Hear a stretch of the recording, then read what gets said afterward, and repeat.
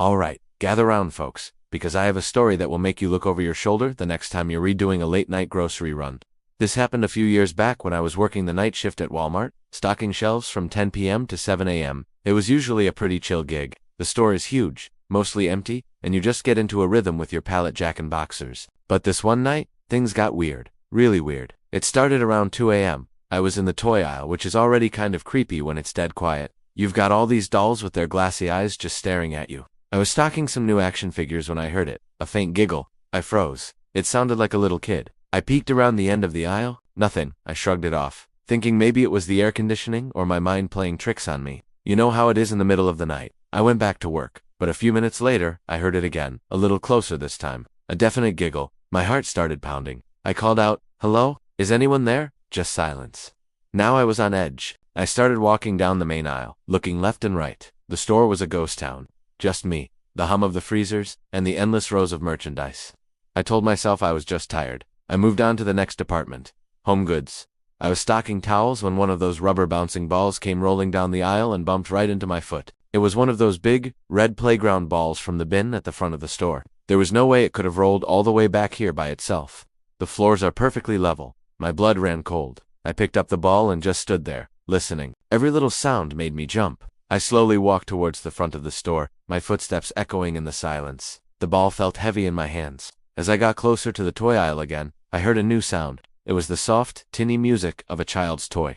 I crept toward the sound, my heart hammering against my ribs. The music was coming from the doll section. I peered around the corner, and what I saw made me almost scream. One of those my first baby dolls was sitting on the floor in the middle of the aisle, away from its shelf. Its little electronic music box was playing a lullaby, and its head was slowly turning, as if it was looking for something, or someone. That was it for me. I dropped the red ball, which made a loud thud that echoed through the store, and I sprinted. I didn't even look back. I ran straight to the break room where my coworker, Dave, was on his lunch. I burst in, gasping for breath. He looked up from his sandwich, startled. "Whoa, what's wrong with you? You look like you've seen a ghost." I tried to explain what happened, the giggling, the ball, the doll. He just laughed. He told me I was sleep-deprived and that these old buildings make weird noises. He said a box probably fell and knocked the doll onto the floor, setting it off.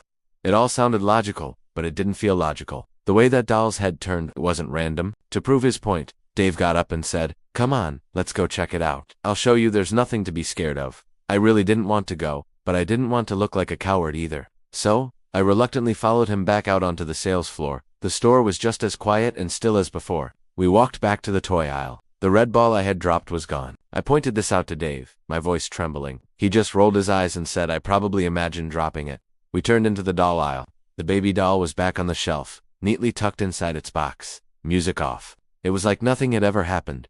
Now I was really freaking out. I knew I hadn't imagined it. Dave just clapped me on the shoulder and said, "See, nothing. You're just tired. Let's get back to work."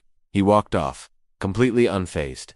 I stood there for a long moment, staring at the doll in its box. Its painted-on eyes seemed to be watching me. I tried to work for the rest of the night, but I couldn't shake the feeling of being watched. Every shadow looked like a figure, every sound made me jump. I stuck close to Dave for the rest of the shift, not wanting to be alone in any of the aisles. I couldn't focus. I just wanted the sun to come up. When 7 a.m. finally rolled around, I practically ran out of the building. I didn't even say goodbye to anyone. As I was walking to my car in the parking lot, I saw something that made my stomach drop. Tucked under my windshield wiper was that big, red playground ball. I never went back. I called in and quit the next day. I don't know what was going on in that Walmart at night, whether it was a prank or something else. But I can tell you this, some things are better left unexplained. I'll stick to shopping during the day from now on. So what do you guys think? Have you ever had a creepy experience working a night shift or being in a big store after hours? Let me know your stories down in the comments. I'd love to read them. It's comforting to know I'm not the only one. Thanks for listening to my story. If you liked it, be sure to hit that subscribe button for more. Stay safe out there.